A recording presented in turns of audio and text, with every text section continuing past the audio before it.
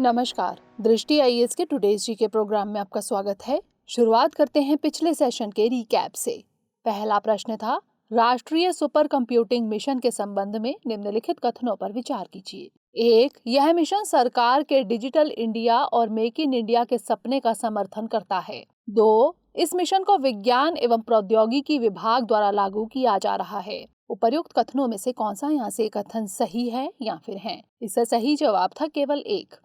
अगला प्रश्न था, अनुसूचित जनजातियों के संबंध में निम्नलिखित कथनों पर विचार कीजिए। 1. संविधान के अनुच्छेद 366-25 में अनुसूचित जनजातियों की मान्यता के मानदंड को परिभाषित किया गया है। 2. अनुच्छेद 46 अनुसूचित जाति, अनुसूचित जनजाति और अन्य कमजोर वर्गों के शैक्षिक और आर्थिक हितों को बढ़ावा देने का प्रावधान करता है। 3. अनुसूचित जाति अनुसूचित जनजाति अत्याचार निवारण नियम 1950 ने पहली बार प्रांतीय विधानसभाओं में पिछड़े जनजातियों के प्रतिनिधियों की बात की। उपर्युक्त कथनों में से कौन सा यहाँ से कथन सही है या फिर है? इसका सही जवाब था केवल 2। अगला प्रश्न था, चंद्रयान 2 के संबंध में निम्नलिखित कथनों पर विचार कीजिए। 1. यह चंद्रमा की सतह पर उतरने का भारत का पहला प्रयास था। 2. इसके रोवर को विक्रम साराभाई के नाम पर विक्रम कहा जाता है। उपर्युक्त कथनों में से कौन सा यहाँ से कथन सही है या फिर है? इसका सही जवाब था केवल 1। अगला प्रश्न था, निम्नलिखित कथनों पर विचार कीजिए। 1. भारत संयुक्त राष्ट्र बाल अधिकार अभिसमय यानी UNHRC का एक हस्ताक्षर करता है। 2. जस्टिस बिंदल समिति बच्चे के सर्वोत्तम हितों के बारे में बात करती है। उपर्युक्त कथनों में से कौन सा यहाँ से कथन सही है या फिर है? इसका सही जवाब था 1 और 2 दोनों। अगला प्रश्न था, निम्नलिखित कथनों पर विचार कीजिए। 1. भारतीय राष्ट्रीय भुगतान निगम यानी NPCI भारत में खुदरा भुगतान और निपटान प्रणाली के संचालन के लिए गैर लाभकारी कंपनी है। 2. यूनिफाइड पेमेंट इंटरफेस यानी UPI लेन देन वर्तमान में NEFT के बाद भारतीय राष्ट्रीय भुगतान निगम यानी NPCI द्वारा संचालित प्रणालियों में दूसरा सबसे बड़ा लेन देन है। उपर्युक्त कथनों में से कौन सा यहाँ से कथन सही है या फिर है? इसका सही जवाब था केवल 1। अगला प्रश्न था, नीदरलैंड के संबंध में निम्नलिखित कथनों पर विचार कीजिए। 1. इसकी भूमि सीमा केवल 3 देशों के साथ लगती है। 2. पड़ोसी देशों में स्वीडन के साथ इसकी सबसे बड़ी सीमा लगती है। उपर्युक्त कथनों में से कौन सा यहाँ से कथन सही है या फिर है? इसका सही जवाब था ना तो 1 और ना ही 2। अगला प्रश्न था, voter variable paper audit trail यानी VVPAT के संबंध में निम्नलिखित कथनों पर विचार कीजिए। 1. VVPAT को पारदर्शी कांच के बक्से में रखा जाता है जिससे केवल रिटर्निंग ऑफिसर ही वोट देख सकता है। 2. फिलहाल VVPAT पर्चियों की गिनती प्रत्येक विधानसभा क्षेत्र या संसदीय क्षेत्र में यादृच्छिक ढंग से चुने गए मतदान केंद्र में की जाती है। उपर्युक्त कथनों में से कौन सा यहाँ से कथन सही है या फिर है? इसका सही जवाब था केवल 2। अगला प्रश्न था, उज्ज्वला योजना के संबंध में निम्नलिखित कथनों पर विचार कीजिए। 1. इसे वर्ष 2016 में पेश किया गया था। 2. इस योजना के तहत मार्च 2020 तक वंचित परिवारों को 8 करोड़ LPG कनेक्शन जारी करने का लक्ष्य था। उपर्युक्त कथनों में से कौन सा यहाँ से कथन सही है या फिर है? इसका सही जवाब था 1 और 2 दोनों। अगला प्रश्न था, निम्नलिखित में से किस देश ने हाल ही में यौन सहमति की आयु 12 वर्ष से बढ़ाकर 16 वर्ष कर दी है? इसका सही जवाब था फिलीपींस। अंतिम प्रश्न था, इलेक्ट्रॉनिक वोटिंग मशीनों के संबंध में निम्नलिखित कथनों पर विचार कीजिए। 1. मतदान समाप्त होने के बाद EVM को तुरंत स्ट्रांग रूम में भेज दिया जाता है। 2. उम्मीदवार या उनके प्रतिनिधि मतदान केंद्र से स्ट्रांग रूम तक EVM ले जाने वाले वाहनों के पीछे यात्रा कर सकते हैं। उपर्युक्त कथनों में से कौन सा यहाँ से कथन सही है या फिर है? इसका सही जवाब था केवल 2। शुरुआत करते हैं आज के सेशन की। सबसे पहले देखेंगे अभ्यास प्रश्न। मुख्य चुनाव आयुक्त यानी CEC के संबंध में निम्नलिखित कथनों पर विचार कीजिए। 1. इनकी नियुक्ति भारत के राष्ट्रपति द्वारा की जाती है।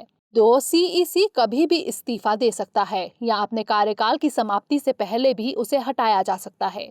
उपर्युक्त कथनों में से कौन सा यहाँ से कथन सही है या फिर है? केवल 1, केवल 2, 1 और 2 दोनों, या फिर ना तो 1 और ना ही 2? इसका सही जवाब है ऑप्शन C, 1 और 2 दोनों, यानी दोनों कथन सही हैं। भारत के मुख्य चुनाव आयुक्त यानी CEC और चुनाव आयुक्तों को भारत के राष्ट्रपति नियुक्त करते हैं, अतः कथन 1 सही है।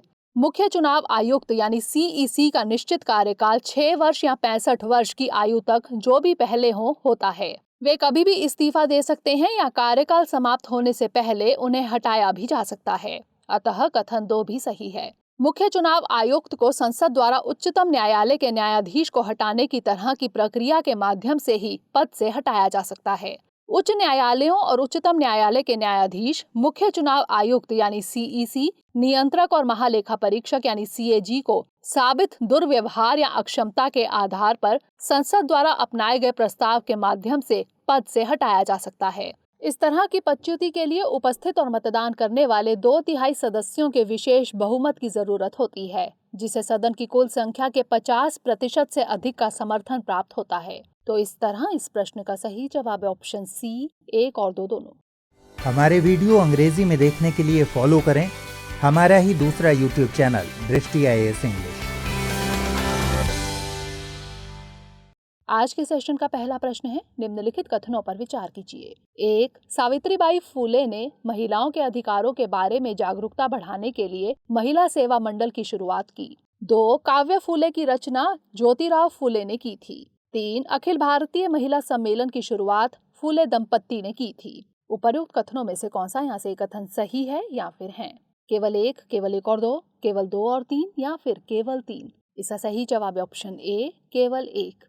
सावित्रीबाई फुले 19वीं सदी की ऐसी समाज सुधारक थी जिन्होंने महिला शिक्षा के क्षेत्र में काम किया। उनका जन्म 3 जनवरी 1831 को महाराष्ट्र के सतारा जिले के नाय गांव में हुआ था। उनकी मृत्यु 10 मार्च 1897 को हुई थी। 1852 में उन्होंने महिलाओं के अधिकारों के बारे में जागरूकता बढ़ाने के लिए महिला सेवा मंडल की शुरुआत की। अतः कथन 1 सही है। सावित्रीबाई फुले एक ऐसी कवयित्री थी जिनका साहित्य शोषितों का साहित्य माना जाता है। उनकी कुछ कृतियों में शामिल है काव्य फुले, 52 कशी सुबोध रत्नाकर, मातोश्री सावित्रीबाई फुलेंची, भरणे व गाणी आदि। अतः कथन 2 सही नहीं है। अखिल भारतीय महिला सम्मेलन की शुरुआत सरोजनी नायडू ने की थी। अतः कथन 3 सही नहीं है। तो इस तरह इस प्रश्न का सही जवाब है ऑप्शन ए, केवल 1।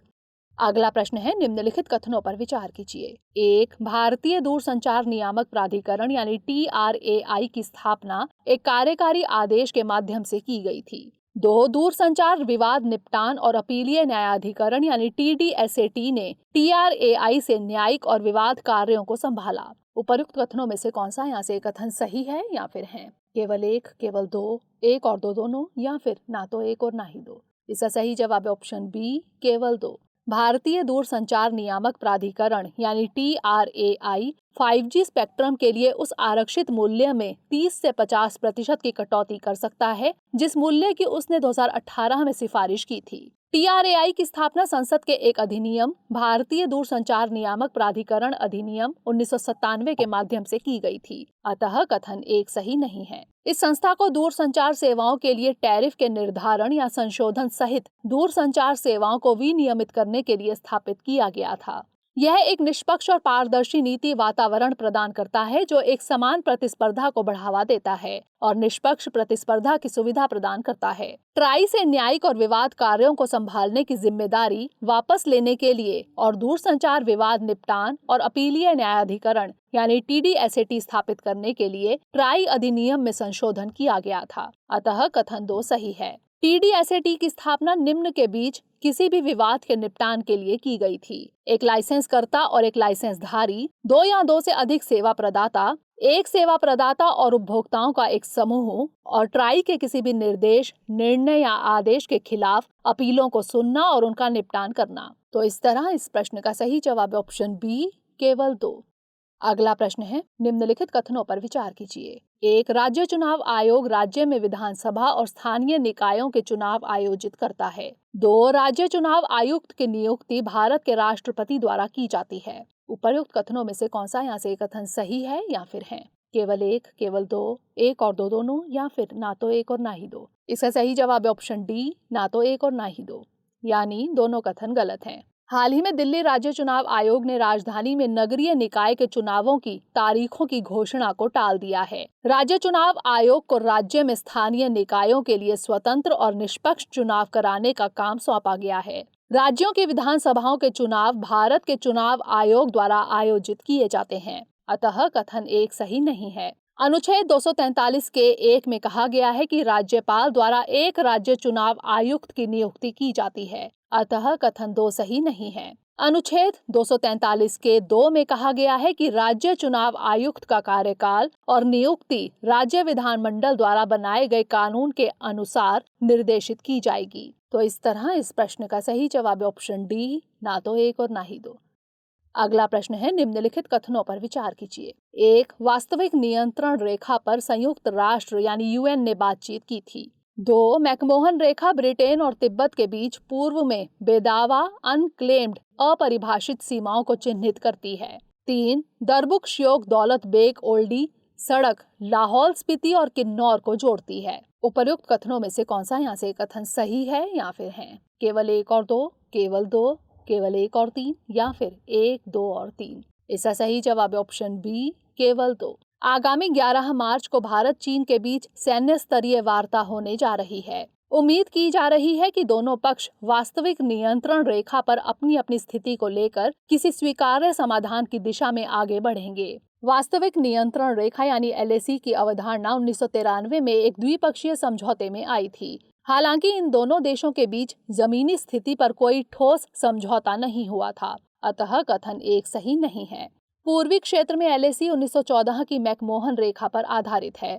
मैकमोहन रेखा ब्रिटेन और तिब्बत के बीच पहले से बेदावा अनक्लेम्ड अपरिभाषित सीमाओं को चिन्हित करती थी, अतः कथन 2 सही है। दरबुक श्योक दौलत बेग ओल्डी यानी DSDBO सड़क लेह को काराकोरम दर्रे से जोड़ती है, जो लद्दाख को चीन के शिनजियांग प्रांत से विभाजित करती है, अतः कथन 3 सही नहीं है। तो इस तरह इस प्रश्न का सही जवाब है ऑप्शन बी, केवल 2। अगला प्रश्न है, धन शोधन निवारण अधिनियम के संदर्भ में निम्नलिखित कथनों पर विचार कीजिए। 1. इसके तहत सबूत देने का भार आरोपी पर होता है। 2. इसके तहत सीबीआई को धन शोध के मामले में जांच करने का अधिकार है। उपर्युक्त कथनों में से कौन सा यहाँ से कथन सही है या फिर है? केवल 1, केवल 2, दोनों 1 और 2 या फिर ना तो 1 और ना ही 2? इसका सही जवाब है ऑप्शन ए, केवल 1।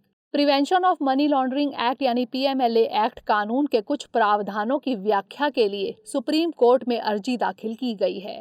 धन शोधन निवारण अधिनियम 2002 धन शोधन से निपटने के लिए बनाया गया कानूनी ढांचा है। इसका उद्देश्य मनी लॉन्ड्रिंग से लड़ना है, जो कि काले धन को सफेद करने की प्रक्रिया है। धन शोधन निवारण अधिनियम यानी prevention of money laundering act PMLA के तहत सबूत देने का भार आरोपी पर होता है, जिसे यह साबित करना होता है कि संदिग्ध संपत्ति या परिसंपत्ति अपराध की आय के जरिए प्राप्त नहीं की गई है, अतः कथन 1 सही है। इस अधिनियम के तहत प्रवर्तन निदेशालय को धन शोधन के मामले की जांच करने का अधिकार है, अतः कथन 2 सही नहीं है। तो इस तरह इस प्रश्न का सही जवाब है ऑप्शन ए, केवल 1। अगला प्रश्न है, निम्नलिखित कथनों पर विचार कीजिए। 1. यह मुख्य रूप से पश्चिमी एशिया में अनातोलिया में स्थित एक अंतर महाद्वीपीय देश है। 2. यह उत्तर में काला सागर और दक्षिण में भूमध्य सागर के साथ सीमा साझा करता है। 3. साइप्रस इसके दक्षिण तट से दूर स्थित है। उपर्युक्त कथन निम्नलिखित में से किस देश का सबसे अच्छा वर्णन करते हैं? ईरान, इराक, सीरिया या फिर तुर्की? इसका सही जवाब है ऑप्शन डी, तुर्की। यूक्रेन और रूस के विदेश मंत्रियों की तुर्की में अंताल्या डिप्लोमेटिक फोरम से इतर वार्ता के लिए बैठक होने वाली है। तुर्की मुख्य रूप से पश्चिमी एशिया में अनातोलिया में स्थित एक अंतर महाद्वीपीय देश है, जिसका एक भाग दक्षिण पूर्व यूरोप में बाल्कन पर है। इसकी सीमा उत्तर पश्चिम में ग्रीस और बुल्गारिया, उत्तर में काला सागर, उत्तर पूर्व में जॉर्जिया, पूर्व में आर्मेनिया, अजरबैजान और ईरान, दक्षिण पूर्व में इराक, दक्षिण में सीरिया और भूमध्य सागर और पश्चिम में एजियन सागर से सटी है। साइप्रस इसके दक्षिण तट से दूर स्थित है। अंकारा तुर्की की राजधानी है, जबकि इस्तांबुल इसका सबसे बड़ा शहर और वित्तीय केंद्र है, अतः विकल्प डी सही है। तो इस तरह इस प्रश्न का सही जवाब है ऑप्शन डी, तुर्की। अगला प्रश्न है, मीकोयान मिग-29 के संबंध में निम्नलिखित कथनों पर विचार कीजिए। 1. यह अमेरिकी F-16 मल्टी रोल फाइटर के लिए सोवियत प्रतिक्रिया थी। 2. इस फाइटर प्लेन को पश्चिम में फुलक्रम ई के नाम से जाना जाता है। 3. इसे 1977 में विकसित किया गया था। उपर्युक्त कथनों में से कौन सा यहाँ से कथन सही नहीं है या फिर है? केवल 1 और 2, केवल 2 और 3, केवल 2 या फिर केवल 3? इसका सही जवाब है ऑप्शन डी, केवल 3। यानी पहला और दूसरा कथन सही है, जबकि तीसरा गलत है। मीकोयान मिग-29M 2005 में विकसित एक रूसी बहुउद्देशीय लड़ाकू विमान है, अतः कथन 3 सही नहीं है। यह अमेरिकी F-16 multi role fighter plane के लिए सोवियत प्रतिक्रिया थी, अतः कथन 1 सही है। इस लड़ाकू विमान को पश्चिम में फुलक्रम ई के नाम से जाना जाता है, अतः कथन 2 सही है। रूस के बाद यूक्रेन 6 रेजिमेंटों फुलक्रम CS सहित के साथ अगला प्रमुख ऑपरेटर है। इसके अन्य ऑपरेटर हैं Belarus, Bulgaria, Cuba, Eritrea, Germany, Hungary, Bharat, Iran, Iraq, Kazakhstan, उत्तर Korea, Malaysia, Peru, Poland, Romania, Slovakia, Syria, Turkmenistan, Uzbekistan और यूगोस्लाविया। तो इस तरह इस प्रश्न का सही जवाब है ऑप्शन डी, केवल 3।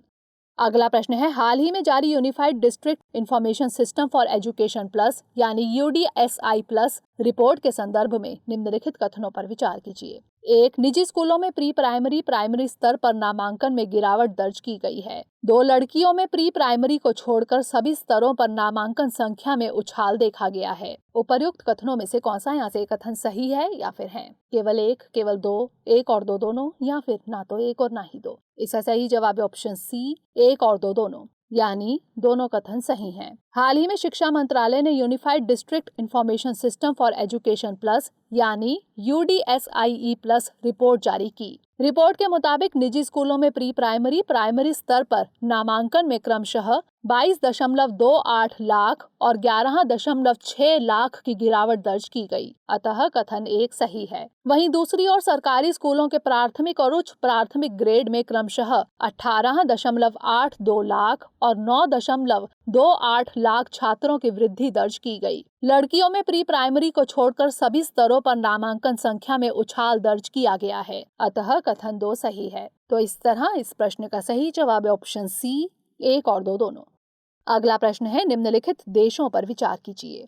1 मालदीव, 2 बांग्लादेश, 3 भारत, 4 श्रीलंका। निम्नलिखित में से कौन से देश कोलंबो सुरक्षा सम्मेलन का हिस्सा हैं? केवल 1, 3 और 4, केवल 2, 3 और 4, केवल 1, 2 और 3, या फिर उपरोक्त सभी? इसका सही जवाब है ऑप्शन ए, केवल 1, 3 और 4। हाल ही में कोलंबो सुरक्षा सम्मेलन के NSA की 5वीं बैठक मालदीव में आयोजित की गई। कोलंबो सुरक्षा सम्मेलन भारत, श्रीलंका और मालदीव का एक समूह है। इस समूह के सदस्य देश तस्करी, संगठित अपराध और समुद्री आतंकवाद की चपेट में रहते हैं। इस बैठक में मॉरिशस को समूह के चौथे सदस्य के रूप में स्वीकार किया गया। बांग्लादेश और सेशेल्स, जिन्हें कोलंबो सुरक्षा सम्मेलन में शामिल होने के लिए आमंत्रित किया गया है, पर्यवेक्षक राज्यों के रूप में बैठक में शामिल हुए, अतः विकल्प ए सही है। तो इस तरह इस प्रश्न का सही जवाब है ऑप्शन ए, केवल 1, 3 और 4।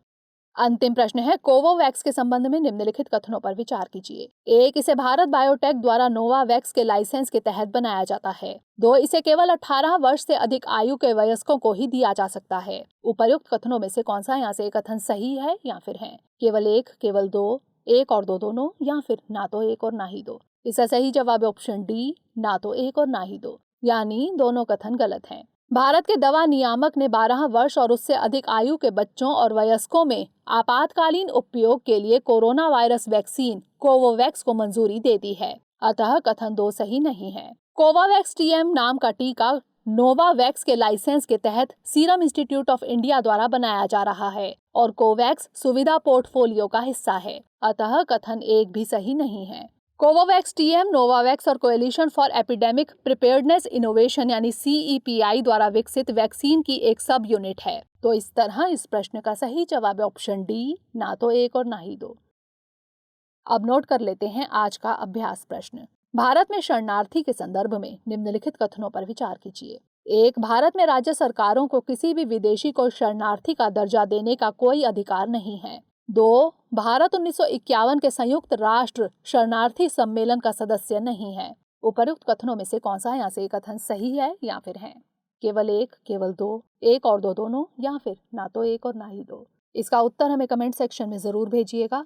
अगले सेशन में नए प्रश्नों के साथ मिलेंगे। तब तक के लिए पढ़ते रहिए एंड स्टे सेफ।